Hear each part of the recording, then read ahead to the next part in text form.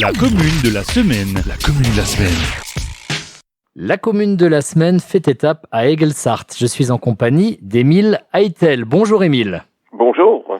Émile, vous êtes le président de l'association des Amis de la Forêt du Pays de Bitche. Est-ce que vous pouvez nous présenter en quelques mots cette association, s'il vous plaît? Oui, c'est une association qui se propose de créer un lien entre les différentes catégories d'utilisateurs de la forêt, les faire cohabiter, et aussi de créer un lien entre les usagers de la forêt et les gestionnaires. Donc les usagers de la forêt, ce sont à la fois tous les travailleurs de la forêt, les ouvriers, les bûcherons, les débardeurs, ensuite bien sûr les promeneurs, les touristes, les protecteurs de la nature, les chasseurs, etc. Ça fait tout un monde. C'est également une manière de dire que finalement la forêt n'appartient à personne, c'est notre patrimoine commun? C'est un peu ça, c'est-à-dire si on veut, les populations d'ici voient cette forêt tous les jours, c'est leur milieu naturel, c'est leur cadre de vie, si vous voulez, et en plus de ça, nos ancêtres, nos grands-pères, nos arrière-grands-pères, etc., eux, ils ont façonné cette forêt, ils ont planté, à l'époque, c'était des forêts, il y a quelques centaines d'années, ou il y a 100, 300 ans encore, on plantait beaucoup, donc ce sont des forêts qui ont été plantées, qui ont été nettoyées, qui ont été soignées. Donc, toutes ces personnes-là, tous nos ancêtres, sont à l'origine, ont participé à la création, ils ont leur part, ils ont leur mérite. Je dirais pas qu'ils veulent à tout prix dire leurs mots, mais il faut quand même un peu les embarquer dans cette affaire-là. Et il faut aussi que les gestionnaires consentent à expliquer ce qu'ils font, parce que les gens veulent comprendre. Voilà. Et puis c'est un milieu que vous connaissez bien. Vous étiez lors de votre carrière professionnelle technicien forestier. Et je me souviens au printemps dernier, dans les actus locales, j'avais parlé d'une sortie organisée par l'association qui s'appelait « Si les arbres et les pierres pouvaient parler ». Dites-moi Émile, qu'est-ce qu'elle nous dirait que nous dirait la végétation et que nous diraient les pierres si elles pouvaient parler? Déjà pour commencer, les pierres, si elles pouvaient nous raconter l'histoire, parce que l'histoire ici, en forêt, l'histoire est très très riche. Elle va depuis la préhistoire jusqu'à la ligne Maginot. C'est-à-dire, vous trouvez ici dans nos forêts, déjà pour commencer, des grottes qu'on dit préhistoriques à tort ou à raison. Il n'y a pas suffisamment d'études, des études réelles, profondes qui ont été faites. Donc l'imagination aidant, on dit des grottes préhistoriques, ce sont des abris sur roche de toute façon. Donc vous avez ça. Vous avez les polissoirs, c'est-à-dire les emplacements sur les rochers où les hommes préhistoriques aiguisaient leurs outils. Vous avez toute la période du Moyen-Âge avec les châteaux. Vous avez les routes historiques, comme par exemple la route des Princes et le chemin des Bornes. Donc une véritable histoire en forêt.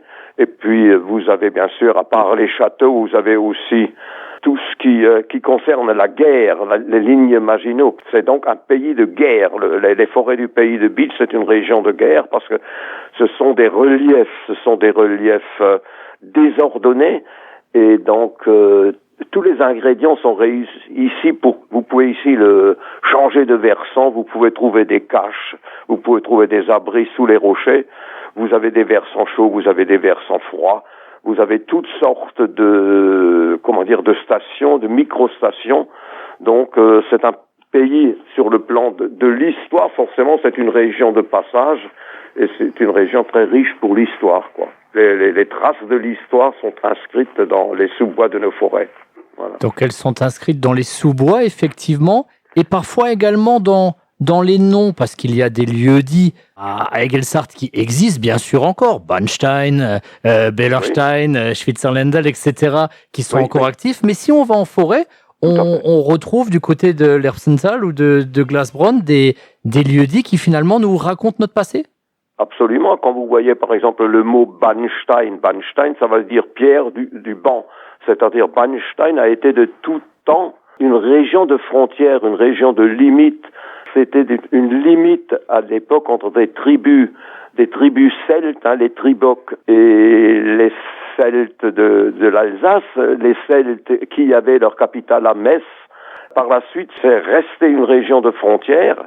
Bellerstein signifie, Bellerstein veut dire lumière, c'est-à-dire c'est un emplacement où les tribus venaient prier la déesse Beltane. C'est très riche en histoire. Vous avez par exemple l'Erbsental, l'histoire d'Erbsental, elle est absolument, elle est très représentative de l'histoire du pays de Bitche et elle découle de l'abbaye de d'Urselbronn.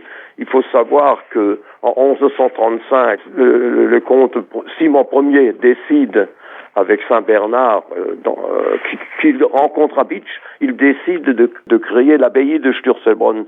Et à partir de là, une fois cette abbaye créée, à partir de 1143, les moines qui viennent à Sturzelbronn, qu'on appelle des moines gris, ils vont défricher, dessoucher et planter, semer des céréales et autre chose. Alors, et à partir de là, ces parties de terrain défrichées, ensemencées, deviennent des sens. Sens vient du mot Zins, ce sont des Zinsgebiet, c'est-à-dire des endroits qu'on va louer à la population locale, et la population locale va la cultiver et payer en automne l'impôt, c'est-à-dire le Zins, la Sens. Donc vous avez Erbsental, à titre d'exemple sur le plan communal d'Egelsart, mais vous avez Neuzinsel, c'est-à-dire la nouvelle Sens, Neuzinsel, que sur la route des Princes, là il y avait une trentaine d'hectares, Erbsental c'était ça, il y en avait d'autres sur les territoires à côté. Donc c'est riche et c'est chargé d'histoire. On pourrait en parler pendant plusieurs heures. Effectivement, et on pourrait découvrir pendant des jours, pendant des semaines entières les parages d'Egelsart, parce que bien sûr, dans cette chronique, je fais tout le tour du Beecherland et chaque village a ses atouts, a ses charmes. Mais ce qui est frappant du côté d'Egelsart, c'est que finalement, on a un condensé du pays de Bitche, parce qu'on a des étangs, l'Erbsenweiher par exemple, on a des polissoirs comme dans d'autres endroits, on a château moyenâgeux avec le Waldeck, vous l'avez dit, des anciennes sens, les forêts, les rochers, les tourbières. Finalement, on n'a jamais fini de découvrir autour d'Egelsart. Oui. Vous avez ici des forêts sèches, vous voyez, sur des versants secs. Vous avez des forêts humides.